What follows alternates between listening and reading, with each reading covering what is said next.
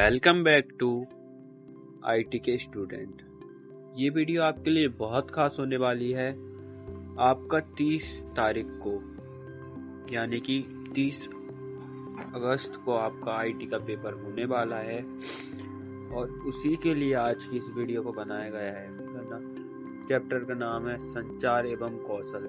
Video को शुरू करते हैं। अगर आप वीडियो फुल वॉच करेंगे, यकीन मानिए आप आईटी के पेपर में तबाही मचा के आएंगे, बहुत अच्छे अंक प्राप्त करेंगे, क्योंकि यहाँ से कई सारे क्वेश्चन आपके पेपर में हूबहू देखने को मिलेंगे। वस्तुनिष्ठ प्रश्न से शुरू करते हैं। और एक और बात सुन लीजिए, पहली इकाई इसका वीडियो अभी है, दूसरी इकाई का मैं कल या मॉर्निंग में डाल दूंगा, या तीसरी इकाई का मैं कल रात तक डाल दूंगा। यानी कि आपको तीनों वीडियो मिलेंगे और इन तीनों वीडियो को देखने के बाद आप सचमुच में अपने आईटी के पेपर को अच्छे से तबाह करने वाले, मतलब फोड़ने वाले हैं। इसके बाद मैं आपको कुछ नोट्स भी दूंगा, उनको भी आपको पढ़ना है। एंड यकीन मानिए अगर आपने इतनी चीज पढ़ ली तो अब आप आईटी के पेपर को तबाह करके आएंगे। शुरू करते हैं वीडियो को। संचार एवं उसके संचार का उद्देश्य क्या है। संचार का उद्देश्य क्या है, इसी के बारे में कुछ बताएं, सूचित करें, ठीक है। प्रभाव के बारे में कुछ बताना है, ठीक है। सोच विचार भावनाओं को साझा करें, ठीक है। उपयुक्त सभी। तो इन चारों में से क्या है, मैं आपको एक छोटी सी चीज बताता हूँ और आप खुद इसमें से सही उत्तर फाइंड कर पाएंगे। देखिए, संचार का सीधा सा मतलब क्या होता है बात करना।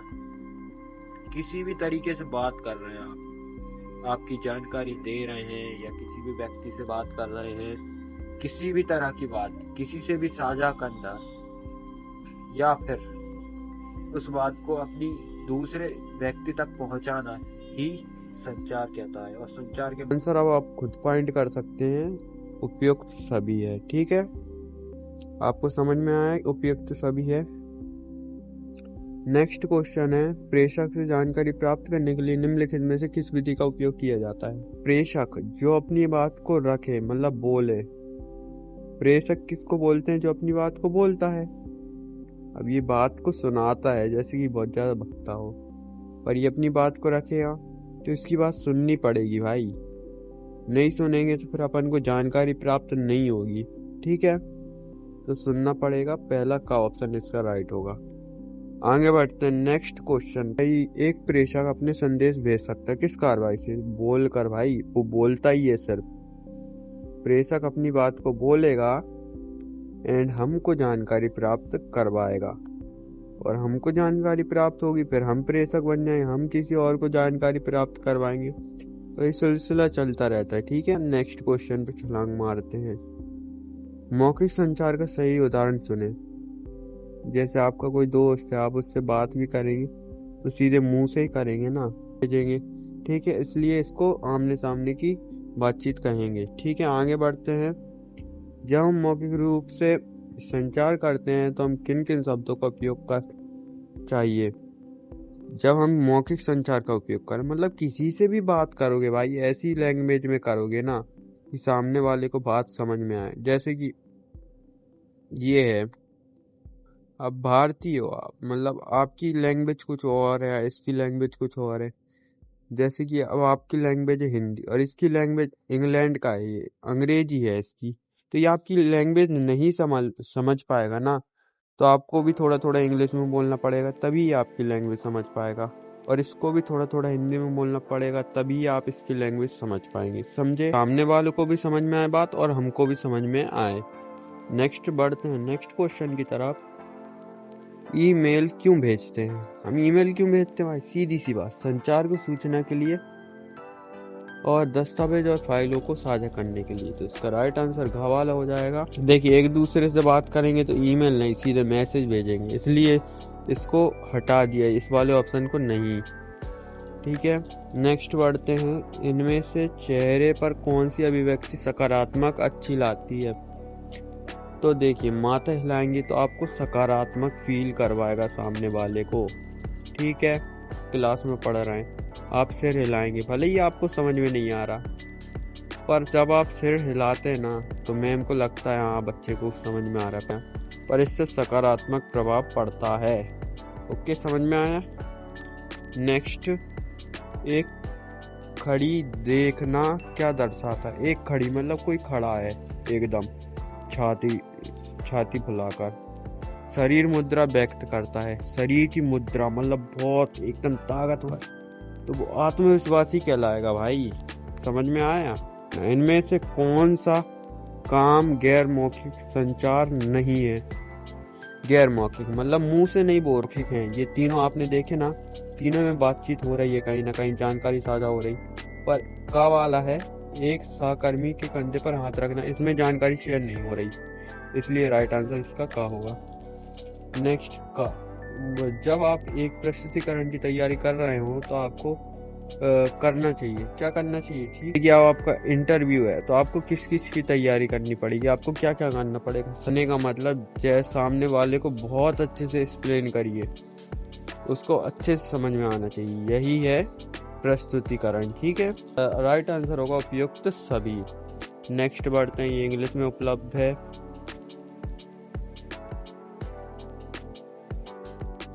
ये इनमें से कौन सा औपचारिक अभिवादन है? उपयुक्त सभी। ठीक है, उपयुक्त सभी इसका राइट आंसर है। नेक्स्ट, आप इनमें से किस स्थिति में हाय कह सकते हैं? भाई जब आप अपने दोस्त से दुकान पर मिलते हैं, यही एक वो है जब आप हाय बोलेंगे। बाकी सब में आप पढ़ लीजिएगा, किसी में भी हाय नहीं बोलेंगे आप। किस समय आप गुड मॉर्निंग कहते हैं? सुबह 7 बजे। ठीक है, व्यक्ति का परिचय करते समय हम किस विवरण बात बता सकते हैं? मतलब लंबा विवरण हो। व्यक्ति से आप नाम भी पूछेंगे, भाई व्यक्ति को कैसे जानते हैं, ये भी व्यक्ति के बारे में कुछ दिलचस्प बातें। उपयुक्त सभी इसका राइट होगा। ठीक है, इन्हें आपको पोस्ट कार्ड क्या है? सीधी सी बात भाई, ग नंबर का सही होगा।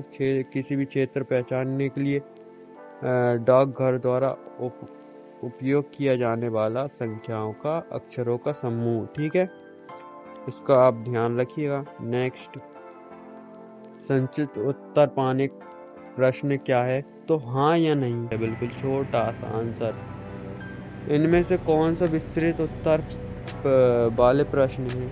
विस्तृत मतलब लंबा और कौन खींचेगा? आपको कैसा लगता है? ये लंबा खिंचता है, ये मनो मतलब खुद के मन की बात है, इसलिए। इनमें से कौन सा प्रश्न वाचक शब्द नहीं है? तो देखिए, चाहते हैं इसमें प्रश्न खड़ा नहीं होता, बाकी सब में हो रहा है। आप पढ़ रहे हैं, इस वाक्य में प्रश्न बदलने का सही तरीका कौन सा है? प्रश्न करने का क्या आप पढ़ रहे हैं, ये है। ठीक है, नेक्स्ट, आपकी माँ या पिता बहन आपकी क्या लगेगी? भाई सीधी सी बात, आपकी माँ है, अब उनकी बहन है, वो आपकी पता क्या लगेगी? मौसी। और जो आपके पिता हैं, पिता की आपकी वो बहन क्या लगेगी? आपकी बुआ। पिताजी के भाई लोग हैं जो, वो अपने क्या लगेंगे? चाचा। ठीक है, चाचा लगेंगे। चाचा के बच्चे लोग अपने क्या लगेंगे? चचेरे भाई। ठीक है, शब्द मैच करते हैं, आप आसानी से पहचान लेंगे भाई।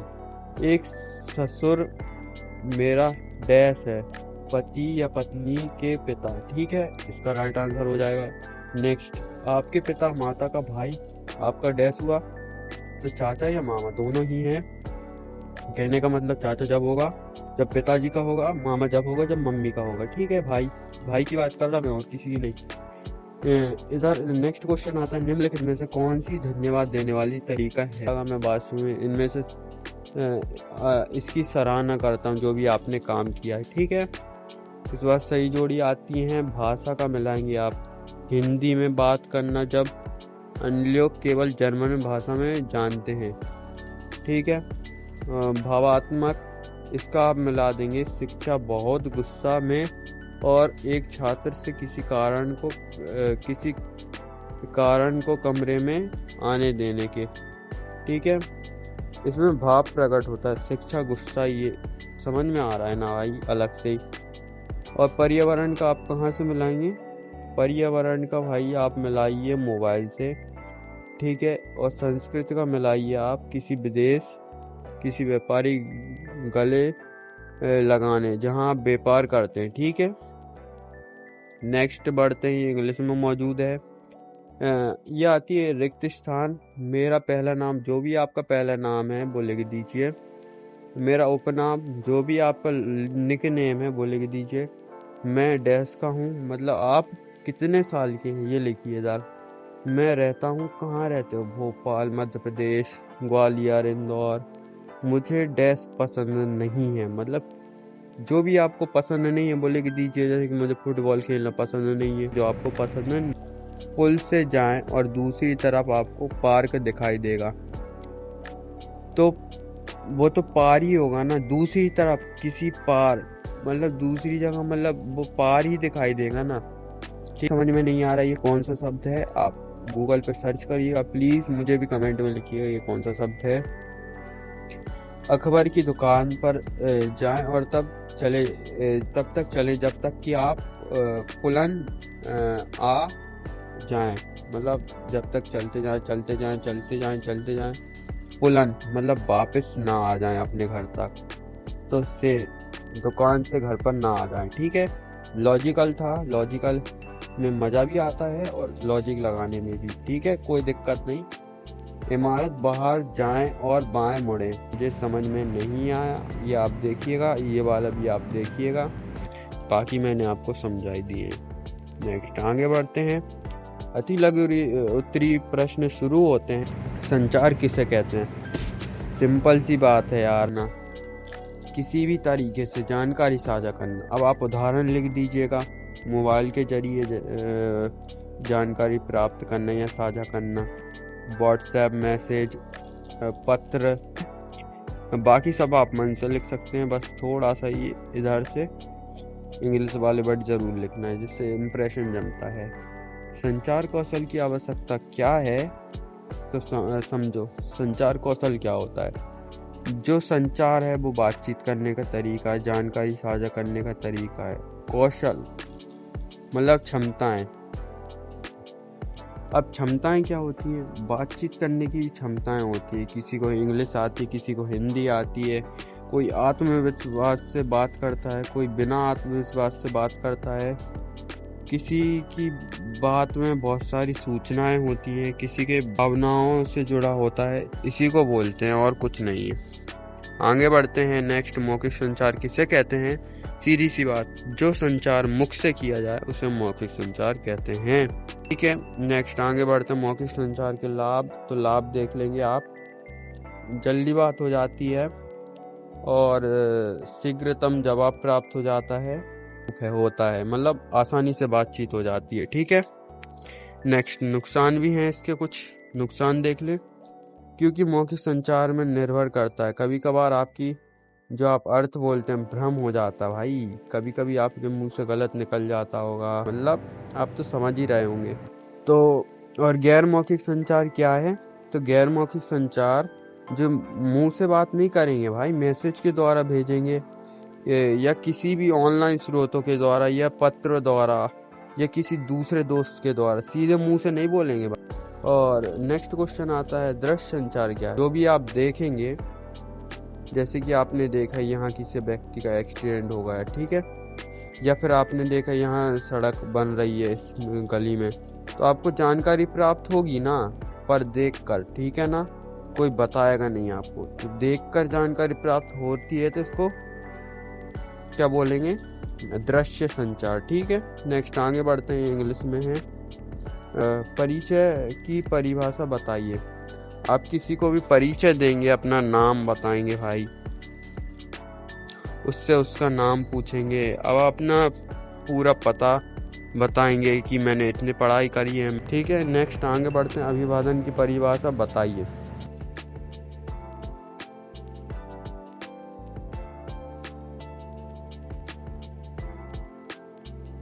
कार्यस्थल पर अभिवादन करना, उत्तर मित्र किए गए अभिवादन, यही कुछ अभिवादन है भाई। आप आसानी से मन से लिख सकते हैं, अभिवादन कोई कठिन नहीं है। नेक्स्ट बढ़ते हैं। अभिवादन के प्रकार बताइए।